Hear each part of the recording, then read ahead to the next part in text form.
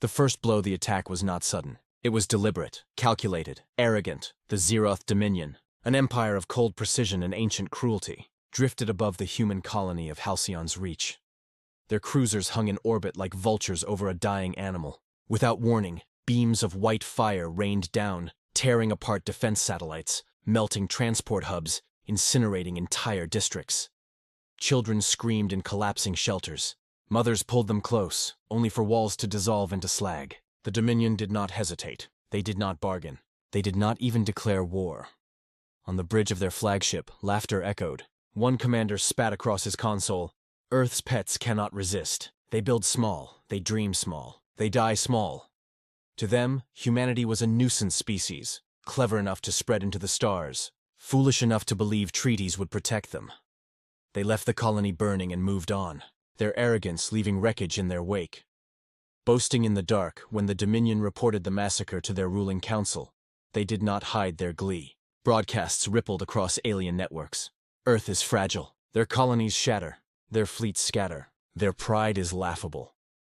In taverns on distant worlds, mercenaries raised glasses of molten brew and toasted the annihilation of humans. Pirates mocked the soft-skinned primates. Scholars declared humanity's rise a cosmic accident, a brief flare destined to collapse. And in the shadow of the Dominion's warship, something stranger happened. Their own flagship, the Severance, suffered a catastrophic failure. A reactor fault cascaded into propulsion collapse. Gravity spun wrong. Life support stuttered. A single human slave technician, dragged from the colony ruins, was ordered to repair it. The Dominion thought it a joke, a cruel entertainment. The human who rewired the impossible. His name was forgotten in their records, but among humans, he would later be called the Mechanist of Silence. Barehanded, starving, given nothing but tools meant for ridicule, he walked into the heart of the Dominion flagship. Where their engineers had failed for weeks, he mapped power grids in hours. Where their computers looped in error, he traced pathways with chalk on steel. He rewrote the ship's soul with nothing but his mind. And when the Severance roared back to life, the Dominion did not celebrate him as a prisoner. They coveted him as a weapon. "This one does not think as prey," a commander muttered. "This mind could rebuild fleets. This mind could reshape wars." For the first time, the Dominion looked at a human not with contempt, but with hunger. Mockery turns to fear. They paraded him before their officers, shackled but alive. They debated dissecting him, copying his brain, enslaving his kind as engineers of conquest. But whispers spread. If one starving, wounded human could fix what their fleets could not, what would 1,000 do? What would 1,000,000? Some laughed it off. They are still fragile. They still bleed.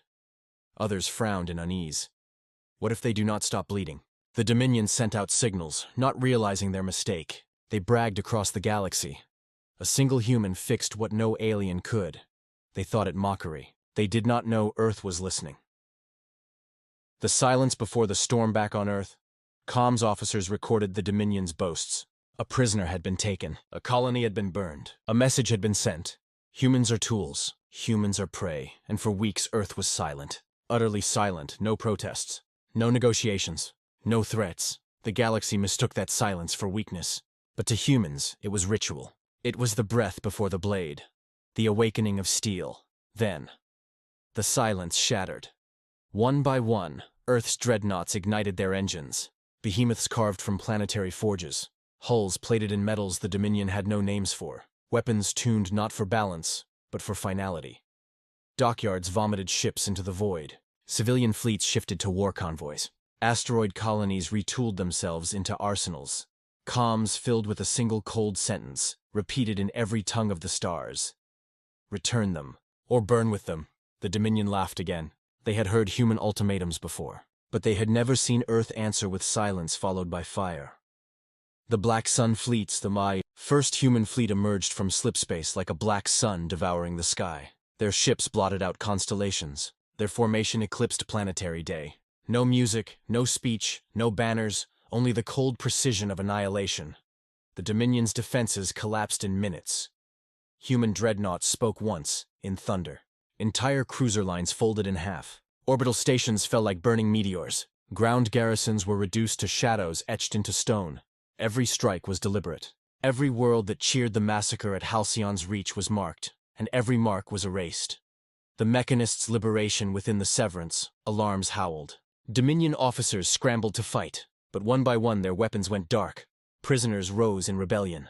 Locks shattered, and in the chaos, the Mechanist stood unshackled, his chains melted by the very conduits he once repaired. When human Marines stormed the ship, they did not bow to him as a prisoner. They saluted him as the Spark. The Dominion had turned one human into a tool. Earth turned him into a banner. Retribution. Without mercy, world by world, system by system, humanity advanced. Not with diplomacy, not with mercy, but with fire. The galaxy watched cities vanish under kinetic storms. They watched fleets vanish in white arcs of antimatter. They watched soldiers in black armor descend like thunderheads, leaving only silence where laughter once reigned. The Dominion begged. They offered tribute. They offered peace. They offered surrender. Humanity did not answer. Humanity remembered. The fall of arrogance. In the council chambers where the Dominion once mocked humans, silence reigned. Screens broadcast the last moments of their empire. A flagship cracking in half. A capital city glowing brighter than its sun. An emperor whispering a final broken word before static consumed him. Across the galaxy, alien civilizations trembled. Not because the Dominion had fallen, but because of how it had fallen. Swift, cold, absolute. They realized too late. Humans did not fight fair. Humans fought to end. The aftermath, when the fleets withdrew, nothing remained of the Dominion but whispers and ash. The Mechanist returned to Earth, not crowned, not glorified, but silent. His mind, once coveted, now feared even among allies. He had shown the galaxy what one human could do when pressed. Humanity had shown what billions could do when provoked. In smoke-choked ruins across alien worlds, survivors whispered to one another, "Never provoke Earth again. For if silence falls, vengeance follows. And vengeance, when it comes from Earth, is infinite."